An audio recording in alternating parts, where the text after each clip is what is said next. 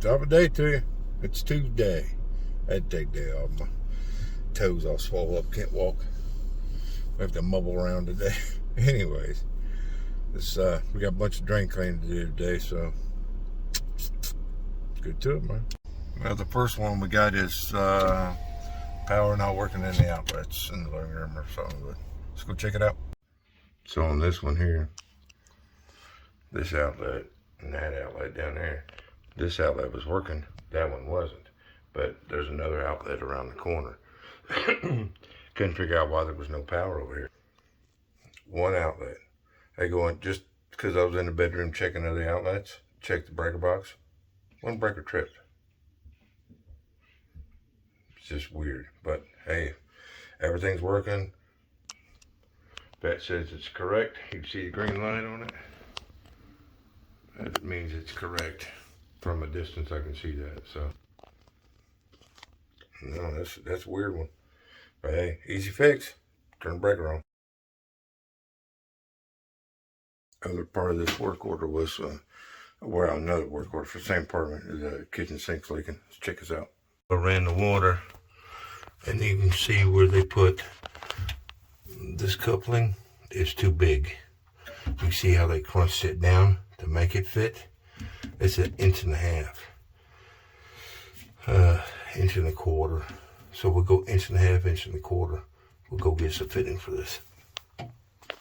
So what I did is I went ahead and took it apart. I'll take all this apart before. I want to make sure that there's nothing wrong with that drain. It's just got a little backup in it, built up for the years. And I was wondering why they had that, why it was mashed. Because they tried to shove it inside that pipe. So I need to get the proper fittings for this. I got to put all this back together. This is too short. See? Right there's the perfect angle. And they've got it going uphill. So we'll get us a new tailpiece and new coupling. And I think because of the angle and the length, I might be able to just get a new P-trap end to connect from here to there. That's about 4 inches, well, 3 or 4 inches longer. So I might be able to just get rid of this and put a longer one there. Let's go see what we can get a hold of, man. Woohoo! Okay, so what I did was I got 1.5 inches, 1.25 inches by 1.25 inches. The pipe, the black pipe, is a little bigger. So what I had to do was anyways, I'll tell you that in a minute. Anyway, so I put an extension on this so that my pipe is slightly tipped down so that everything flows. I also straightened this pipe up so that it's more straight in. Got rid of the excess on there. So, hold on. So what they did was they had like 1.5 inch coupling, and they tried to mash it down tight enough to catch the galvanized coming out of the wall and the or the plastic pipe, and it doesn't work because you get too much of a scrunch on the pipe. So what I ended up having to do, we'll show you this just for an example, is this is 2 inch, right? Well, 2 inch is not going to work on that, it's too big. But the 1.5 inches that I just put on there, it was the same size as the pipe. So I had to be able to stretch it out just a little bit. Well, that rubber is so thick, it doesn't want to stretch. So what I did was I heated up the stove and I held it just above the just above the heater element, just long enough to heat that rubber up. Didn't want to touch the oven, but I'd heated it up, and that let this plastic or this rubber be able to expand just a little bit. And that's why it's nice and tight. It's a nice and tight fit back there, because it's basically the same size as the pipe, but I was able to squeeze it out. And then of course my white pipe going inside, it's nice and tight. You gotta do what you gotta do sometimes on this pipe, because they don't make exact fits. So sometimes you gotta do. But like I said, I replaced that. I fixed this drop, cut off about 6 inches of the extension pipe, and we're good to go, man. Okay, so on that drain, on that kitchen drain, putting that back together, if you're underneath the sink, man, you see something wrong, do it, fix it. Because if you don't, man, it will come back and bite you. You'll end up having to go back out there anyways, you know, to redo something.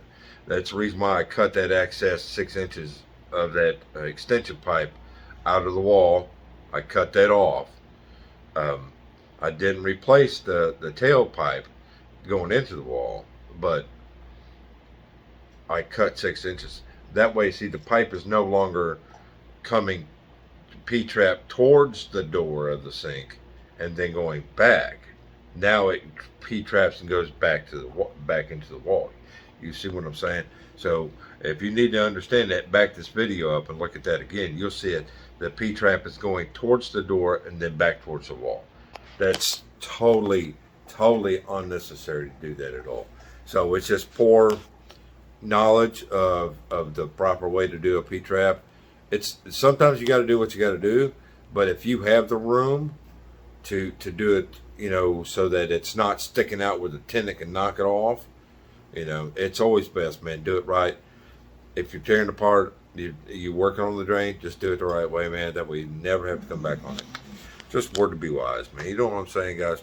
Just do up. Level up, bro. Do better. Also, anytime you replace plumbing drain line, run that water red hot as you can get it, and it will loosen up your fittings. And then you tighten them up, and then when it cools down, all your fittings will be tight. Just a little stuff to note, bro.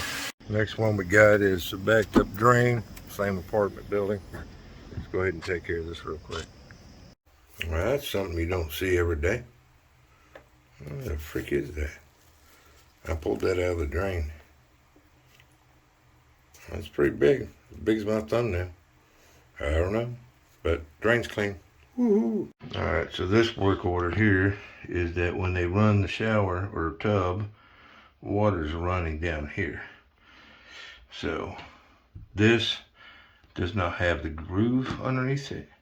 So that means that this whole thing is screwed on. So we're going to unscrew it real quick and see if it's just felt or whatever. So you can see what style this is. This has, this is not silicone. This is caulk. So this is letting water get down inside the wall. It's a wonder the tenant downstairs hasn't called and complained about water getting in. So we'll have to take this off. We'll probably have to replace it. Hold on a minute.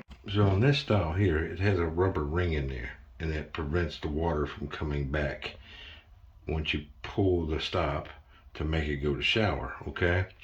So the problem is that number one, that rubber's probably messed up in there. I don't see anything wrong with it, but that doesn't mean it's messed up. And number two, the pipe is all gouged. So this goes all the way through. So what we're gonna have to do is go get another spout, and then we'll redo this, put silicone in the hole versus regular painter's caulk. You never put painter's caulk in here. Any kind of regular caulk, never put it around the tub. So I'm gonna make another trip to Lowe's. Whatever. It's Tuesday. Alright, so what I did was I went ahead and I got a brand new one, and I put silicone around there, and then real easy gonna freaking put the new one on. You can feel it right by it. So you can see it's got a big old freaking gap at the top. So I'm gonna have to fill that in with silicone. Just a bad design. They should have had the faucet up a lot higher because of the bow and the material. We'll have to fill her in, man. Alright, so I got it reinstalled, set screws done. I had to put a lot of caulk up there around that. I mean, it's a lot, but that ain't nothing I can do, man. At least I put silicone. Silicone, man. Always silicone. So we got that all finished up. No big deal. Probably call it a day. My foot's pretty sore. I don't know what's wrong with that, man. Freaking thing's swole. So we'll call it down this one, man. We'll see what we'll get into tomorrow, bro. Come Mike, see me.